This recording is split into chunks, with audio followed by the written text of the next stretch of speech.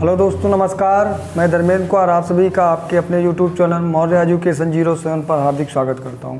दोस्तों, हम लोगों ने प्रीवियस क्लास में देखा था कि हमने आपको बताया था कि किस प्रकार से जो प्रिज्म होता है कैसे अपवर्तन होता है प्रिज्म में। उसी प्रकार आज हम लोग देखने वाले हैं कि जब कोई क्या होता है, कांच का एक गुटका रखा हुआ है और उसमें कैसे होता है अपवर्तन, इसके बारे में जानने वाले हैं। ठीक है, तो बात करें तो क्या लिखा, कांच के गुटके द्वारा प्रकाश का अपवर्तन तथा पार्श्व विस्थापन। आखिर ये होता क्या है और कैसे होता है, आप हमारे साथ बने रहिए, बहुत बेहतर समझ में आने वाला है। तो मैं आपको बता दूं कि जैसे मैंने मान लिया A, B, C और D, एक ये क्या है, कांच का गुटका रखा हुआ है। और जब कांच का गुटका रखा हुआ है तो ये बाहर है, तो ये आपका कैसा माध्यम हो जाएगा, ये बाहर वाला होगा जो वायु है, और ये क्या है, एक कांच है ना। तो अगर ये कांच है तो अगर हम देखेंगे तो इन दोनों में जो वायु होती है हमारी कैसी है, विरल है। ठीक है, और जो अगर हम देखें कांच तो वह कैसा है, सघन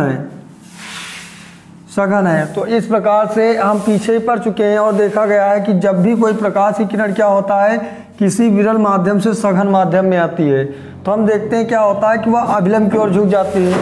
उसी का उल्टा अगर क्या होता है, कोई प्रकाश की किरण किसमें से अगर सघन से विरल में जाती है तो वह अभिलंब से दूर हट जाती है। इसी आधार पे अगर मैं देखूं तो ये एक क्या है, प्रकाश की किरण है ना, और जो क्या हो रहा है, आपतित हो रही किस पर, हमारे कांच पे हो रही है। तो और जब ये कांच पे हुई तो मैंने देखा जो कांच है वो कैसा है, सघन है। तो जब ये सघन में आएगी तो इसे जाना चाहिए, देखो इन्हें डैश डैश से दिखाया, इसे सीधा जाना चाहिए, लेकिन क्या होगा, जो मैंने एक अभिलंब डाला है, कौन सा, N1 और N2 है ना, तो ये क्या हुआ है, N1 और जो हमारा N2 अभिलंब है, देखो अभिलंब की ओर झुक गई।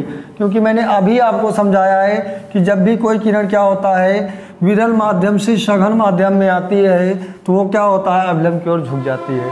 तो जैसे ही क्या हुआ, ये अभिलंब की ओर झुकी और झुकने के पश्चात क्या हुआ, जो इसका दूसरा अपवर्तक पृष्ठ है, यानी जो ये वाला अपवर्तक पृष्ठ है, इस पर देखिए तो जब यहाँ से आई तो यहाँ पे क्या हो गया, अब ये हो गया सघन और नीचे वाला हो गया विरल।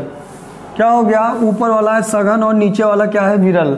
अब क्या हुआ, जब मैंने बताया कि सघन माध्यम से विरल माध्यम में आएगी तो अभिलंब से दूर हट जाएगी। तो जब ये किरण क्या हुआ, अपवर्तक पृष्ठ से फिर जब नीचे की ओर आई तो हमने देखा कि जो हमने ये अभिलंब खींचा है, ये क्या हुआ, इससे देखोगे तो ऐसे आना चाहिए, आना इसे ऐसे चाहिए, लेकिन क्या हुआ है कि यह अभिलंब से दूर हट गई है। ऐसा क्यों हुआ, क्योंकि हमने पढ़ा है कि अपवर्तन के नियम के अनुसार जब भी कोई प्रकाश की किरण कहाँ से सघन माध्यम से विरल माध्यम में आती है तो वह अभिलंब से दूर हट जाती है। तो यहाँ तक आपको समझ में आ गया होगा। अब आप यहाँ पे देखेंगे कि जब यहाँ से किरणें चली थी, धीरे धीरे क्या हो गया, दोनों समांतर हो गई। और जब दोनों समांतर हो जाती हैं तो ऊपर से जैसे ये किरण चलती है, देखने में नीचे वैसे ही निकलती है ना। तो बीच में जो परिवर्तन आता है, इसी को हम लोग कहते हैं पार्श्व परिवर्तन। जो बीच में ये वाली दूरी होती है, इन दोनों किरणों के बीच की जो दूरी होती है, इसी को हम लोग कहते हैं क्या, पार्श्व परिवर्तन कहते हैं। और इसे हम लोग किससे, D से डिनोट करते हैं। अब क्या करेंगे, इसी के बारे में हमें जानना है कि आखिर ये दूरी क्या है, इसके लिए फार्मूला क्या है, कैसे हम लोग इसकी गणना करेंगे, ये सारी चीज़ें इसमें हम सीखने वाले हैं। अगर बात करें, हमें पता है कि जब भी कोई किरण क्या होती है, आपतित होती है, और आपतित जब होती है तो उनके बीच में जो कोण बनता है उसे हम लोग कहते हैं अपवर्तन कोण। और जो अपवर्तन कोण होता है वो I होता है। वैसे ही क्या होता है, जब कोई किरण दूसरे माध्यम में आती है तो जो अपवर्तित किरण होती है वो क्या हो जाती है, अपवर्तन में चेंज होती है। तो इसे हम लोग, एक कोण जो बनता है उसे हम लोग कहते हैं क्या, R कहते हैं। ठीक है, उसी प्रकार अगर हम देखें तो दूसरी ओर भी यही कंडीशन लागू होगी कि नहीं होगी भाई। अगर देखें तो ये वाली क्या है, निर्गत है, और ये क्या है, एक ये भी तो कोण बन के तैयार हो रहा है। ये देखो, यहाँ से इन दोनों के बीच में भी कोण बनेगा, और ये भी क्या होगा, अगर देखें तो ये वाला भी कोण R होगा और ये वाला भी कोण क्या होगा, I होगा। यानी इतनी चीज़ें हम लोग देख चुके हैं। अब हम लोगों को केवल क्या करना है, इससे डेरिवेट कर लेना है और इसके बारे में जान लेना है। ठीक है, तो अब हम देखते हैं। मैंने मान लिया है एक हमारे पास क्या है, गुटका है, तो मैंने देखा जो ये वाली, ये और ये देखो दोनों सेम है, तो मैंने माना जो हमारे पास गुटका है उसकी जो चौड़ाई है, देखो इसके लिए, इस गुटके के लिए चौड़ाई है, लेकिन जो ये अभिलंब है इसके लिए लंबाई का कार्य करेगी। और यहाँ पर देखें तो ये वाला जो कोण है वो 90 का है कि नहीं। अगर ये 90 का है तो इस आधार पे अगर मैं यहाँ पे पाइथागोरस प्रमेय लगाना चाहूँ, अगर मैं इसमें देखूँ पाइथागोरस प्रमेय लगाऊँ या फिर आगे देखूँ, अगर मैं देखूँ जो ये वाला कोण है इन दोनों कोणों के योग के बराबर होगा कि नहीं होगा। यानी अगर हम देखें, अगर मुझे इस वाले कोण को निकालना है तो हम क्या करेंगे, हमेशा क्या होता है कि ये हो जाएगा कितना I माइनस आर हो जाएगा, होगा कि नहीं होगा। यानी कहने का मतलब ये हुआ कि जितना ये कोण है, इस कोण में से अगर मैं इस आर वाले कोण को अगर निकाल दूं तो मुझे ये वाला कोण पता चल जाएगा। वैसे ही हमने क्या किया, इस I में से जैसे ही आर को निकाला मुझे फटाफट ये वाला कोण पता चल गया। ठीक है, अब हम देखते हैं हमें यहाँ पे पता क्या क्या है। मैंने बताया था आप लोगों को कि ये इसके लिए क्या है, चौड़ाई है, लेकिन इसके लिए क्या है, ऊंचाई है। तो हम जब चेक करेंगे तो ये दूरी हमारी क्या निकल के आएगी, ये भी तो टी ही होगी भाई, होगी कि नहीं होगी। अब मुझे क्या करना है, इसी को डेरिवेट कर लेना है। जब ये 90 का है तो मुझे चाहिए क्या, एक तो मुझे ये पता है, मुझे ये पता है ही नहीं, और ये वाली दूरी मुझे पता है। जब इन दोनों में हम देखेंगे संबंध क्या होता है, तो हम जब जैसे ही लिखेंगे क्या, लाल बटे कक्का, ये होता है कि नहीं होता, यही होता है ना। तो देखो पहला जो होता है वो साइन का होता है और दूसरा जो होता है कॉस का होता है ना। तो मैंने देखा यहाँ पे क्या, ए मिस हो गया आधार और के मिस हो गया कर्ण, और मैं इसे जैसे ही घुमा दूँ तो ये वाला देखो ये मिलेगा और इसके साथ में ये मिलेगा। बस मुझे वही लगाना है, क्योंकि मेरे पास ये वाली क्या है, मुझे बिल्कुल दी हुई नहीं है। तो यहाँ पे जैसे ही मैं लगाऊंगा क्या, कॉस, देखो ये वाला एंगल लेंगे तो ये हो जाएगा आर। ठीक, इसके आधार पे अगर मैं देखूं तो हमारे पास क्या निकल के आया है, देखो क्या है, आधार बटे कर्ण, यानी आधार क्या हो गया Q, और ये हो जाएगा क्या N2, यानी हो गया हमारे पास क्या Q और N2। ठीक, और नीचे आ जाएं तो फिर देखिए कर्ण, तो कर्ण हमारे पास क्या Q और R है, Q और कौन सा है, R है। आ गया होगा समझ में। और देखो इसमें किसी की वैल्यू दी गई है, बिल्कुल दी गई है, यानी ये वाली दूरी मुझे दी गई है, तो मैं कह सकता हूँ क्या, cos r बराबर हो जाएगा क्या, ये हो जाएगा T अपान Q और R हो जाएगा। यहाँ तक आपको समझ में आ गया होगा, यहाँ तक आपको किसी भी प्रकार की समस्या नहीं होनी चाहिए, और अगर समस्या हो रही तो आप पीछे जाइए और एक बार दोबारा से फिर देखिए। ठीक है, फिर हम लोग आगे बढ़ेंगे और अगले वाले को फिर से देखते हैं कि आखिर अगला कोण हमारा कौन सा है। फिर हम देखेंगे एक अगला वाला जो ये वाला बन रहा है, इसे भी तो निकालना पड़ेगा। यानी मैं इसे एक समीकरण मान लेता हूँ और दूसरा मैं इधर करता हूँ डेरिवेट, इधर थोड़ा स्पेस कम है। और देखते हैं कि यहाँ पे अगर देखें तो एक तो ये वाला जो बन रहा है कितने का है, 90 का है, बन रहा है ना। तो अब यहाँ से चेक करेंगे तो हमें कौन कौन सा पता है, ये चेक करें। देखो हमें ये वाली दूरी मैंने मानी थी क्या, डी है, और मुझे ये चाहिए, क्योंकि मुझे संबंध भी तो चाहिए, अलग अलग ले नहीं सकते। तो अब यहाँ पे फिर देखेंगे, यहाँ पे देखो एल और के, यानी यहाँ पे देखो ये एल, इसके अकॉर्डिंग ये वाली कौन सी हो गई, एल हो गई, और यहाँ पे देखो के, ये वाला के बन गया। तो यहाँ पे अगर मैं लगा दूँ क्या, साइन, यहाँ पे होगा साइन I माइनस आर होगा, और इसमें देखेंगे तो हमारे पास क्या होगा, ये पहले लंब है, तो लंब हमारे पास कौन सा, ये चेक करेंगे। फिर उसके बाद देखेंगे कौन सा कर्ण, R और S। देखो इसमें R जो S है ये क्या तुम्हारे लिए लंब का कार्य कर रहा है, तो यहाँ पे मैं पहले लिख देता हूँ, ये हो गया RS, और नीचे चेक करेंगे तो हो जाएगा कौन सा कर्ण, कर्ण हमारे पास क्या है, Q और R है, तो यहाँ लिख लेंगे कौन सा, Q और R। समझ में आ गया होगा ना। वैल्यू अगर पुट करवाएंगे देखेंगे यहाँ पर भी साइन, और ये हो जाएगा I माइनस आर, और यहाँ पर देखेंगे R और S, इसकी वैल्यू D दी गई है ना, तो वैल्यू पुट करवाएंगे, यहाँ पे हो जाएगा कौन सा D, और यहाँ पे हो जाएगा क्या Q और R। यहाँ पे ऐसे सेम टू सेम पड़ा रहने देते हैं, कोई दिक्कत नहीं है ना, और इसे मान लेते हैं क्या, समीकरण 2। समझ में आया है। फिर आगे देखेंगे, एक समीकरण ये है और एक समीकरण ये है। मैं क्या करूँ, यहाँ पर भी देख रहे हैं क्यू आर है और यहाँ पर भी क्यू आर है, तो इसका मतलब ये है कि अगर मैं थोड़ा और इसे सॉल्व करूँ तो क्यू आर इधर चला आएगा और जो कोस आर है ये उधर आ जाएगा ना। कॉस आर जब उधर जाएगा तो ये हो जाएगा क्यू आर बराबर टी अपान, और नीचे हो जाएगा क्या, कॉस आर हो जाएगा। ठीक है, चलिए इसे जैसे समीकरण माना था तो इसे हटा के अब यहाँ पे ले लेते हैं, क्योंकि दोनों मुझे चेक करना है। इसी प्रकार इसे करेंगे तो ये इधर आएगा और ये वाला उधर चला जाएगा। क्यों, क्योंकि इधर आएगा तो गुणे में होगा, अब ये इसके साथ गुणे में है तो उधर जाएगा तो भाग में होगा। मैं डायरेक्ट लिखे देता हूँ, क्यू आर बराबर हो जाएगा क्या, डी अपान, और ये हो जाएगा कितना, साइन आई, और हो जाएगा आर। यहाँ तक उम्मीद है कि आपको किसी भी प्रकार की समस्या नहीं होगी।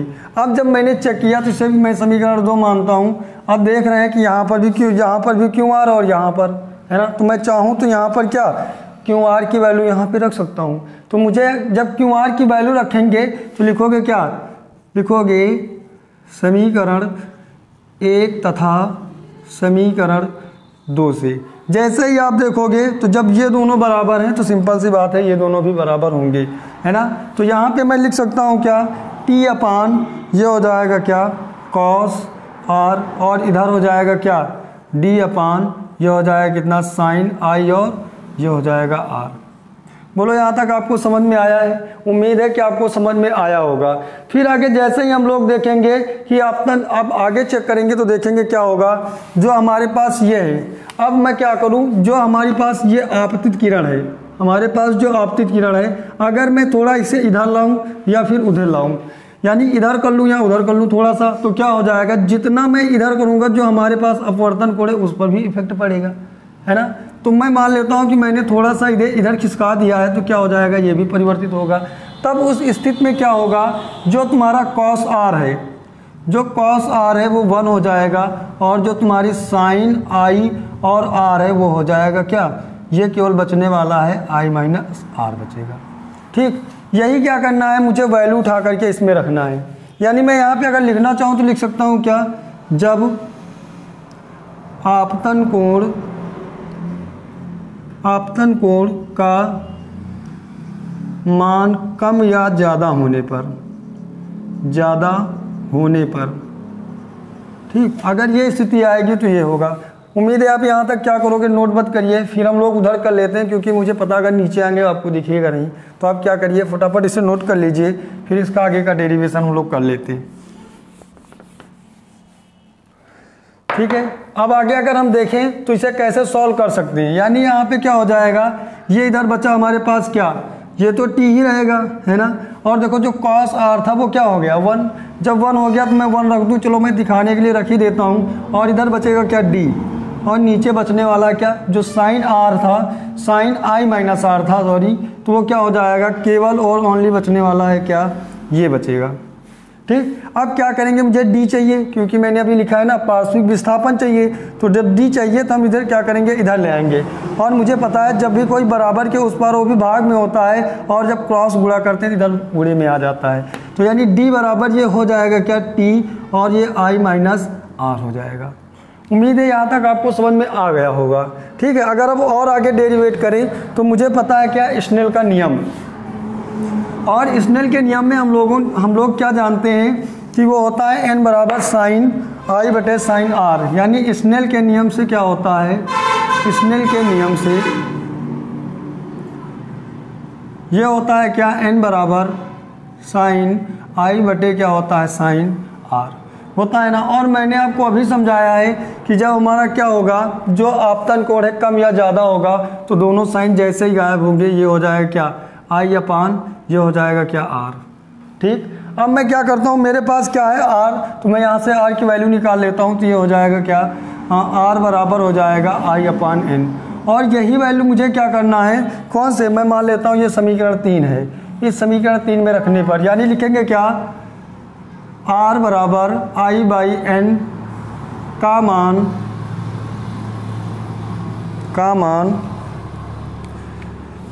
समीकरण 3 में रखने पर, और जैसे ही हम रखेंगे तो क्या हो जाएगा, ये इस पर चेक कर लेते हैं, ये हो जाएगा डी बराबर, देखें यहाँ पे ये हमारे पास टी था ही, और ये हो जाएगा क्या आई, और माइनस का ये हो जाएगा आई अपान एन हो जाएगा। अब यहाँ से मैंने देखा कि दोनों में आई और आई है, दोनों में आई और आई है, इस प्रकार से आई जो है वो कॉमन हो जाएगा। और जैसे ही आई कॉमन होगा, ये इधर टी बचा हुआ है, और ये हो जाएगा क्या 1 माइनस 1 अपान एन, और ये उधर हो गया क्या आई। आया समझ में? आप देख रहे हैं यहाँ पे अगर इसको थोड़ा और आगे सॉल्व करें तो ये हो जाएगा क्या आई और टी, और ब्रैकेट में एन माइनस 1, और नीचे हो जाएगा एन। और यही होता है क्या, यही होता है हमारा फार्मूला काहे का, पार्श्विक विस्थापन का। आया समझ में? उम्मीद है आपको बेहतर से बेहतर समझ में आया होगा। और अगर आपको फिर भी नहीं समझ में आता है तो आप क्या करें, क्लास को थोड़ा पीछे ले जाएं और फिर से देखें, और आपको बहुत बेहतर समझ में आने वाला है। ठीक है, तो आप देखते रहिए, ऐसे ही आप बहुत सारे डेरिवेट करवाने वाले, तो हमारी पीछे की जो भी क्लासें वो भी आप देखिए, और आगे जो आने वाली वो भी देखिए। उम्मीद है आपको बेहतर से बेहतर समझ में आया होगा। ठीक है, आज की क्लास को यहीं तक रखते हैं, और फिर मिलते हैं अगली क्लास में। तब तक के लिए धन्यवाद, थैंक यू।